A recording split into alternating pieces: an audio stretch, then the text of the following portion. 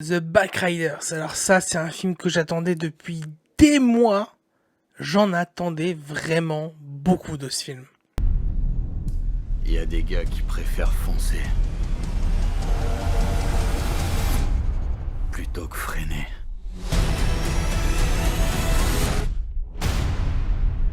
Le bonsoir à toutes et à toutes, bienvenue pour cette nouvelle critique. On va parler de The Backriders aujourd'hui. Donc voilà, comme j'ai dit dans l'intro, c'est un film que j'attendais beaucoup. Pourquoi? Parce que si, pour certains d'entre vous aussi, vous aimez un peu cet univers biker et tout, vous avez forcément vu les Sons of Anarchy. Et les Sons of Anarchy, voilà, série de motards, si vous connaissez pas, bah coupez la vidéo et allez voir en fait, tout simplement, c'est juste incroyable comme série. Voilà, j'ai tellement kiffé que je me suis même acheté une veste des Sons et tout, enfin voilà, c'est un délire total comment j'ai kiffé personnellement. C'est une série aussi que beaucoup de gens aiment, c'est une série qui est saluée par la critique, par le public, et une fois que t'as adhéré, quand tu aimes ce genre de série, tu aimes ça trop à fond, trop à 100%. Vraiment. Et évidemment, quand je vois, il y a un an à peu près, qu'il y a la bande-annonce de The Backriders qui sort, un film de biker, avec Tom Hardy, avec Austin Butler, dans les années 60-70, sur un peu l'origine du club de ces bikers. Oh putain, oh là, gros délire. Alors moi j'attends qu'une seule chose, c'est de voir ce film. Sauf que le film a eu des problèmes au niveau de la distribution. Il devait être distribué, je sais plus dans quel gros distributeur, ça n'a pas été fait. Il a failli se retrouver sur les plateformes et au final, Universal du coup, a donc décidé du coup de prendre les droits du film et de le distribuer en salle. Merci Universal. On aurait, dans tous les cas, que le film soit bien ou pas, on aurait préféré le voir au ciné plutôt que sur une plateforme. Et c'est comme ça pour la majorité des films, évidemment. Un film, c'est fait pour être vu au cinéma et pas sur une plateforme, évidemment. À tout bon entendeur, évidemment, à des réals qui veulent faire du vrai ciné, quoi. Donc bon, heureusement, le film devait sortir de base, je crois que c'était en fin d'année 2024, et on se retrouve du coup à la voir en juin. Et alors, il est sorti le 27, il me semble. Après, je sais pas quand la vidéo va sortir. Quand la vidéo sortira, ça fera peut-être au moins 2 semaines que le film sera sorti. Et malheureusement, je sens le flop arriver parce que déjà, si t'es pas fan de cet univers, tu vas pas être tenté d'aller le voir. Avec tous les films qu'on a à l'affiche, la Vice Versa 2, Monte Cristo, il y a encore du Bad Boys, enfin... Bah, je pense que le film sera pas... le film va pas beaucoup marcher. Là, je vois sortie du 9 juin, je me suis peut-être trompé, bref, peu importe. C'est réalisé par Jeff Nichols, je vois pas qui c'est, et quand je vois sa filmographie, pas des films que je connaisse, donc bon, ça se voit un peu dans la mise en scène, de toute façon, et dans la réal. Au niveau du budget, parce que de base, c'est ça que je cherchais, on est sur un budget de 40 millions, du coup, et comme je vous l'ai dit, c'est avec, évidemment, Austin Butler, Tom Hardy, et Jodie Comer. Alors Jodie Comer, je l'ai vu dans quoi elle? Ah, et le dernier duel, Free Guy aussi. Et dans Star Wars. Ah ouais, dans Star Wars, elle doit avoir un petit rôle, hein, parce que je me souviens pas du tout. Ok, ouais, vu les images... Ah oui, d'accord, ok. Je vois quel rôle elle joue. Je dirais rien, hein, parce que ça spoil un truc de zinzin, entre guillemets, donc... Après, je vois qu'elle a fait quand même pas mal de séries. Je pense que Killing Eve, ça doit parler à certains, mais bref, on n'est pas là pour parler de ça. Donc ouais, je sens le flop. Ah, et on va aller voir ça tout de suite, vu que le film est sorti déjà il y a quelques semaines. Alors, The Backriders, du coup, ouais, c'est sorti le 21 juin, donc ça fait 2 semaines que le film est déjà sorti, donc plus... du coup, quand la vidéo sortira, le film dure 1h50, je vous l'ai pas dit. Et ouais, pour l'instant, c'est un petit flop, hein. Le film a fait que 24 millions. C'est mort. Il a fait 17 millions aux États-Unis et seulement 7 millions à l'international. Je me doutais bien qu'à l'international ça plairait pas du tout. Et c'est ce qu'on se disait en France, c'est un film qui va flopper, c'est clair et net. Oh putain, ouais. Et que 72 000 entrées là, vraiment. Ouais, en une semaine, il a fait que 72 000, donc il doit être peut-être à 100 000 entrées aujourd'hui, donc c'est un vrai flop en France et c'est pas étonnant. Et bah du coup, c'est dommage parce que pour moi, le film avait un vrai potentiel et j'ai malheureusement été déçu. Alors c'est pas du tout un mauvais film, mais j'en attendais énormément vu le fan que je suis de ce genre d'univers. Et on va y revenir du coup juste après. On va y revenir dans quelques secondes du coup, mais ouais, j'en ai beaucoup trop attendu. Et le gros problème vient aussi de sa bande-annonce. La bande-annonce te vend un type de film qu'au final il n'est pas du tout. Et voilà, je suis allé le voir avec 2 amis. Et au final, ces 2 potes ont vraiment grave aimé le film parce qu'ils en attendaient pas la même chose que moi. Et ils ont pas vu la bande-annonce. Ils avaient rien vu du film, ou très très peu en tout cas. Et voilà, vu que j'en attendais beaucoup, que j'ai vu pas mal de trucs, je m'attendais à autre chose et j'ai été déçu. Alors voilà, déçu, ça veut pas dire que j'ai pas aimé le film, mais justement, on va en parler du film. Tout d'abord, The Backriders, ça raconte quoi, évidemment? On se fondait un club de balade. Pourquoi? Tout ce que ces clubs font, c'est se réunir pour parler de leur bécane. C'est ce qu'on fait aussi. Dans les années 1960, un club de motards est créé au fin fond du Midwest, mais bientôt ce qui devait être un lieu de rassemblement pour les marginaux locaux va laisser place à un gang plus dangereux, ce qui va bouleverser l'harmonie de ce club.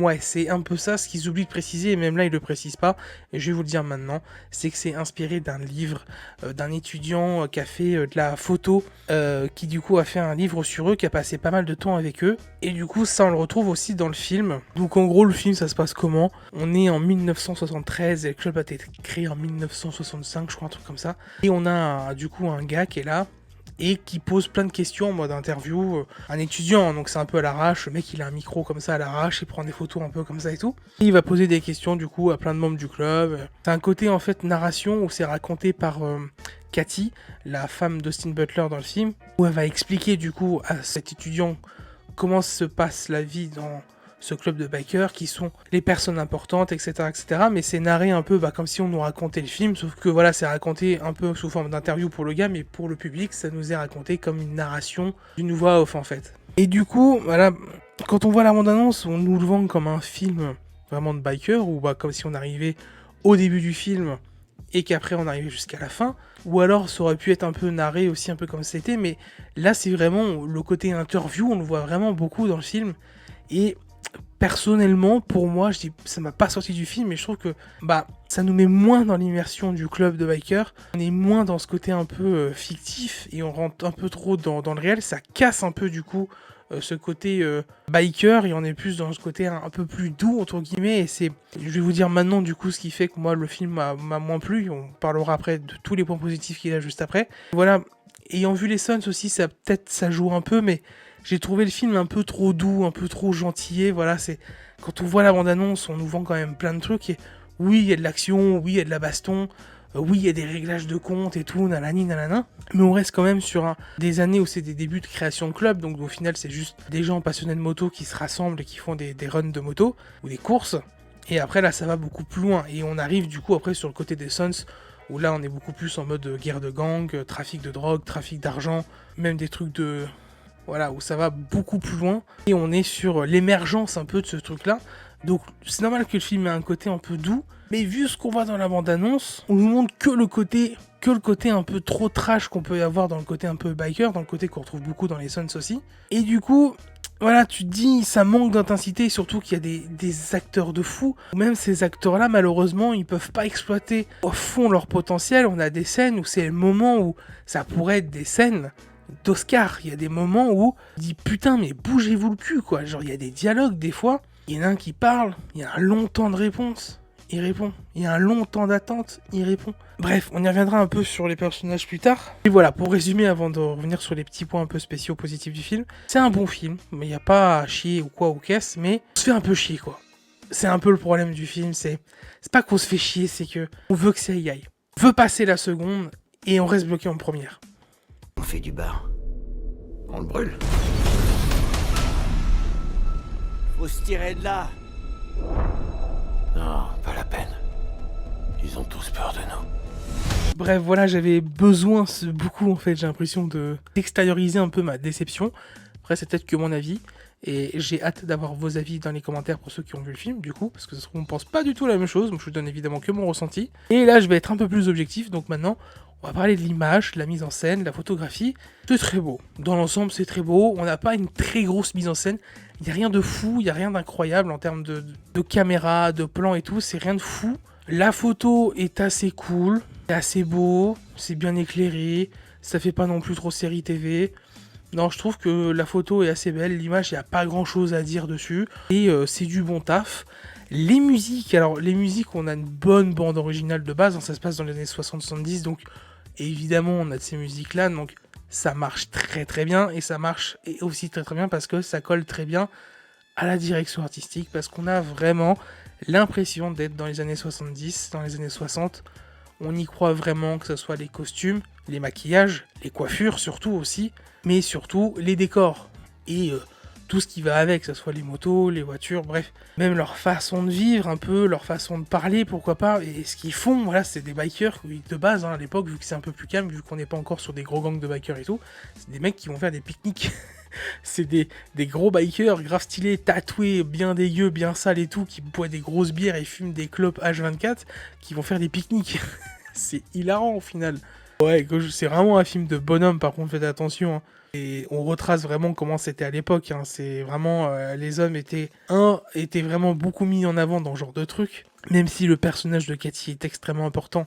Et c'est un personnage qui est super cool, mais on y reviendra juste après. Mais ouais, donc du coup, super direction artistique. Et la BO colle vraiment hyper bien avec cet univers années 60-70 biker. On y vient donc du coup au scénario et au casting surtout. Le scénar, si on retire le côté interview qui je trouve pour moi gâche le film, le scénar est cool, même si ça manque d'intensité. Ça manque vraiment d'intensité. Et voilà, ce qui est important dans le scénario surtout, c'est de voir l'évolution de ce club, hein, c'est de voir comment il passe juste d'un club du coup de marginaux, comme il le dit si bien, de juste des mecs qui se retrouvent entre eux pour parler de moto et au final faire des runs. Et après ça part un peu plus en cacahuète, ils accueillent trop de gens nouveaux, trop de gens qui se droguent, trop de gens qui boivent trop, ça part en cacahuète. Les personnages sont dingues. Genre, on a tous les personnages secondaires qui servent à la narration du film. Le fait qu'ils soient tous un peu différents, tous un peu déjantés. On a aussi Daryl Dixon, les gars. On a aussi Norman Reedus, les gars, qui est là. Incroyable, c'est vrai que j'avais complètement oublié qu'il était dans le film, c'est vrai qu'il a été mis en avant pendant l'abondance et tout, on le voit très très peu, hein, faites attention, mais c'est un plaisir de le revoir ici évidemment. Et voilà, on a des personnages qui sont très déjantés, qui collent très bien à l'univers du truc, et ce qui est vraiment important, c'est nos trois personnages principaux, qui sont du coup Tom Hardy, Jodie Comer du coup, et Austin Butler. Alors Austin Butler, voilà, depuis Elvis, le mec cartonne, on l'a revu dans Dune 2. Là, il a le rôle principal, du coup, de ce film, où c'est vraiment le mec mystérieux, le beau gosse sombre. Le mec, 3/4 de ses scènes, c'est ça.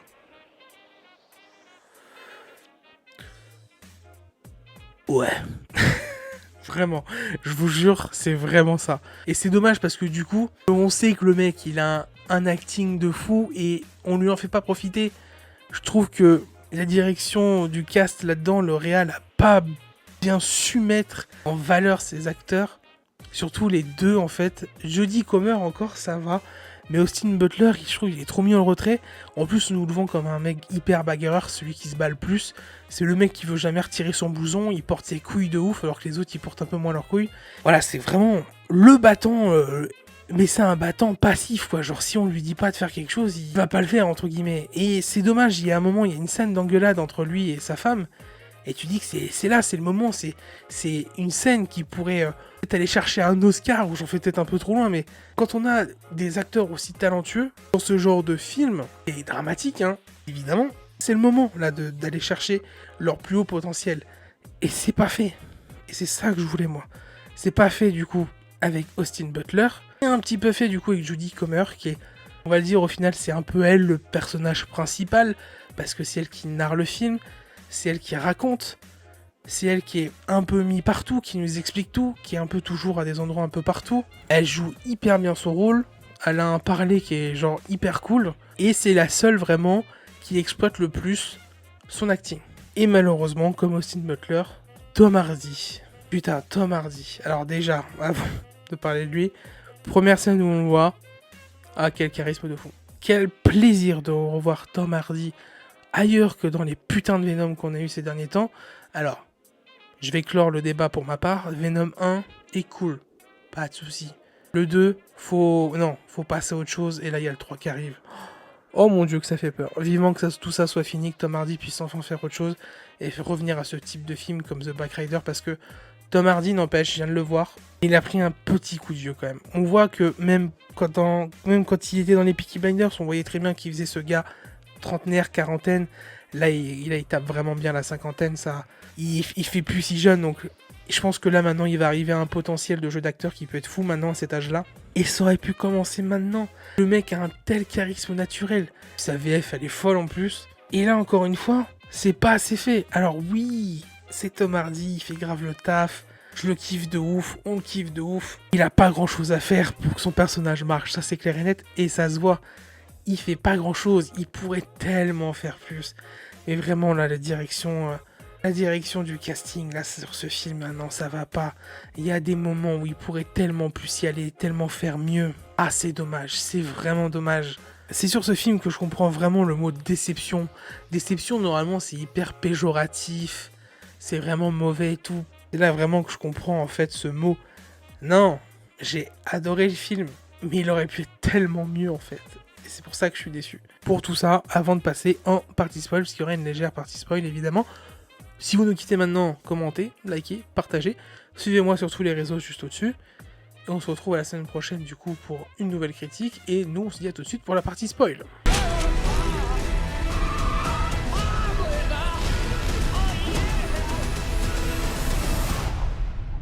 Alors la partie spoil. Pour revenir rapidement, on va surtout revenir sur un aspect du film. Évidemment la fin et la scène d'engueulade. On va surtout revenir sur la scène de fin parce que évidemment je n'allais pas dire en partie spoil que le personnage de Tom Hardy allait mourir. Et c'est une scène qui est hyper touchante parce qu'on nous dit du coup que Benny, du coup, le personnage d'Austin Butler, n'a jamais pleuré de sa vie, quasiment. Pas du tout même. Même à la mort de son père, même à la mort de je sais plus qui, enfin bref, on nous raconte ça.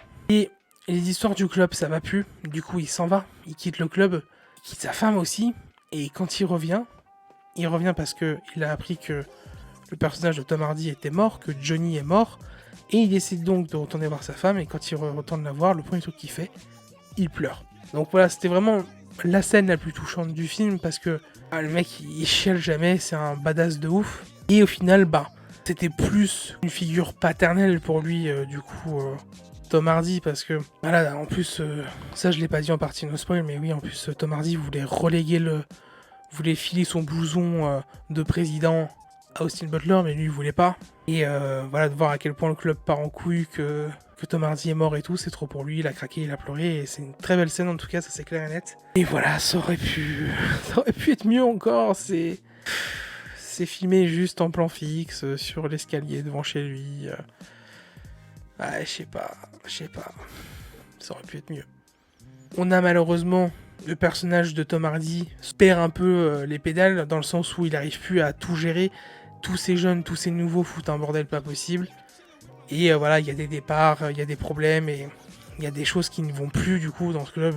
Et ça se voit au sein du club, que ça soit à certains nouveaux qui veulent s'attaquer aux femmes des anciens. Ça se voit aussi au fait que du coup, dès qu'il y en a un ancien qui veut quitter le club pour faire autre chose au Caucase, les nouveaux veulent les dégommer, veulent carrément les tuer. C'est là que ça part vraiment en cacahuète. Donc, voilà les amis, j'ai fait le tour. Je pensais pas que je parlerais autant. Pour moi, ça allait être rapide, mais en fait, pas du tout. La vidéo, quand même, est assez longue. Et je pensais pas, mais tant mieux. C'est-à-dire que j'avais des choses à dire sur le film. Donc, voilà, pour moi, c'est un film qui allait évidemment finir dans mon top 10 de l'année. Et je pense que malheureusement, il le finira pas.